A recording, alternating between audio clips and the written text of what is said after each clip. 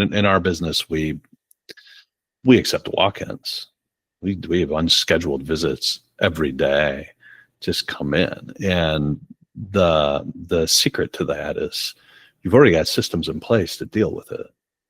All of a sudden unexpected stuff's going to come up. So your wisest bet is go, okay, well, what have you been able to do proactively to be there? And if you have nothing proactive, you can go, all right, well, we need to note that down. The second thing you can do is just go into a blind panic and fall apart for the most part. No, you don't really do that. But the thing you got to look at is there's always got to be that little objective sense of stepping back and going, okay, let's figure out the crisis, what's going on here.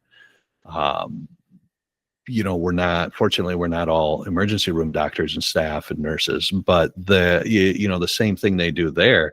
If you ever worked in an ER, if you ever dealt with the ER, they have somebody that's in charge in an emergency room called the triage nurse. And it's their job to say, what's the highest priority right now for emergency?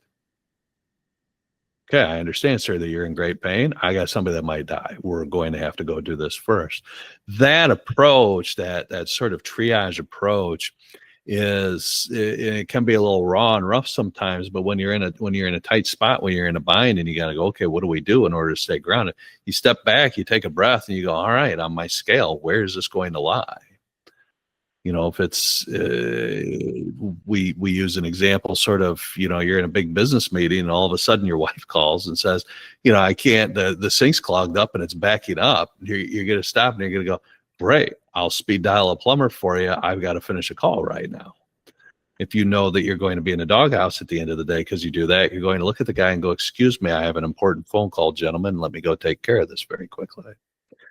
But it's that idea of, are you going to react to it very strongly? Or are you going to be in a position where you can simply act and go, all right, what are we going to do in this situation?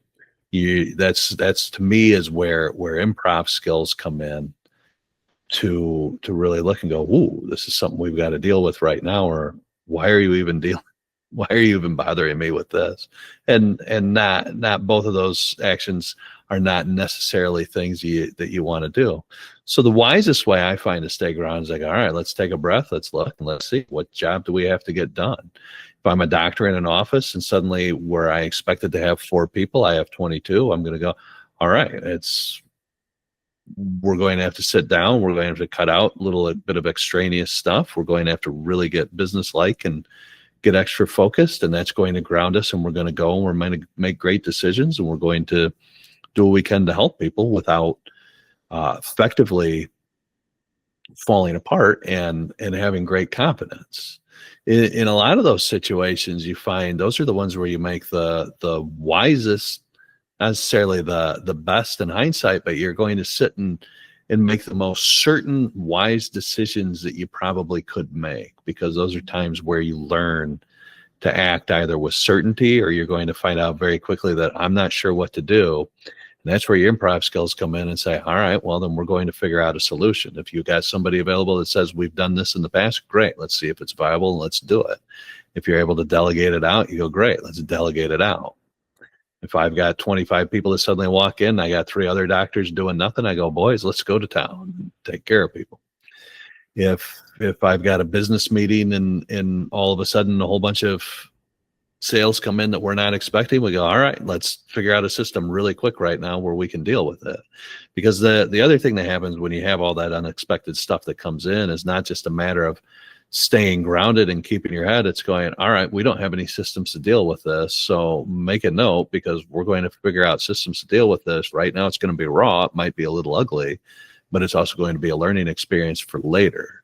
Because to be grounded in the moment, it's going, all right, well, we can't fall apart because that's not what we do. We're going to get it done. But true groundedness is also saying, how now can I have something in place to deal with that in the future and be proactive about it? Because if you try to prevent it from happening, then you're never going to learn how to utilize it. And I think prevention is going to stop you from being grounded anyway, because you're going to be worried about things that you might have to react to, rather than proactively just being prepared to adapt when things come along.